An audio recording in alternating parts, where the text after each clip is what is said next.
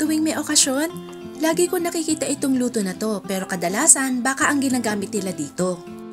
Bakit di kaya naman karning baboy ang gamitin natin sa pagluluto ng kaldereta? Pwede di ba? Kaya umpisahan na natin ang pagluluto. Samahan niyo na ako sa aking kusina. Ang gagamitin natin ay pork ribs. Ibababad muna natin ito sa kalamansi, toyo, at pamintang durog. Haluin natin ito na maigi at ibabad natin ng mga 15 to 20 minutes. At habang nakababad ang ating karne, ihanda na rin natin ang lahat ng mga kailangan natin sa pagluluto. Ilalagay ko ang lahat ng ingredients sa ating description box. Pagkaraan ng 20 minutes, isalang na natin ang ating kawali sa medium flame. Maglagay ng mantika at ating ipiprito muna yung ating patatas.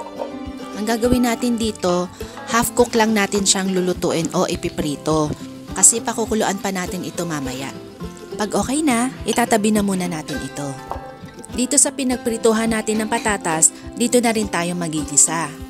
Maglalagay tayo ng margarine at ilagay na rin natin yung ating hiniwang bawang. Igisa ito hanggang ito'y umamoy. Sunod na ilagay yung ating hiniwang sibuyas at igisa natin ito hanggang maging translucent. Pagkatapos natin magisa, ilagay na natin yung ating binabad na pork ribs. Medyo parang ipiprito natin ng kaunti yung ating pork ribs. Magkaroon lang siya ng kaunting brown dun sa magkabilang side. Pagkatapos ay isasama na rin natin yung ating tomato paste sa ating paggigisa. Mas gusto ko siya nang isinasama sa gisa kasi mas lumalabas yung kanyang lasa at saka mas sumasarap yung ating niluluto. Lutuin natin ng mga 2 to 3 minutes. Tapos haluin natin ito ng maigi hanggang makot yung ating mga pork ribs. Pag okay na yan, pwede na tayong maglagay ng tubig para palambutin na natin yung ating karne. Takpan yung ating lutuan at pakuluan yung ating karne ng mga 40 to 50 minutes o hanggang sa lumambot na ito. Ayan, malambot na siya. Pwede na natin ilagay ang ating tomato sauce at ang ating liver spread. Haluin nyo na maigi yung ating liver spread do sa ating broth. Dapat wala siyang buo-buo.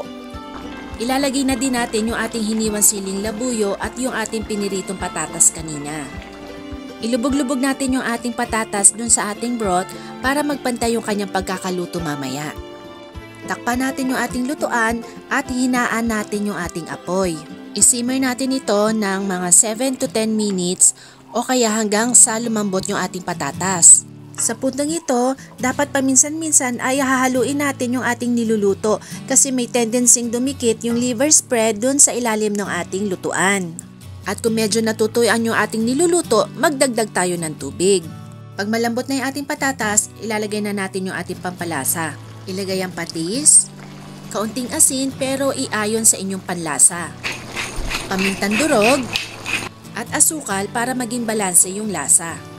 Ilalagay na din natin yung ating hiniwang red bell pepper at yung ating green bell pepper. Haluin natin ito na maigi hanggang sa pumantay yung lahat ng ating pampalasa at isisimmer natin ito ng mga 2 to 3 minutes o hanggang matuyuan o maging saucy yung ating niluluto. Ayan, luto na ang ating pork ribs caldereta. Pwede na natin tong ihain. Natakam ka ba katulad ko? Kung bago ka sa akin channel, mag-subscribe ka na. Okay, kain na!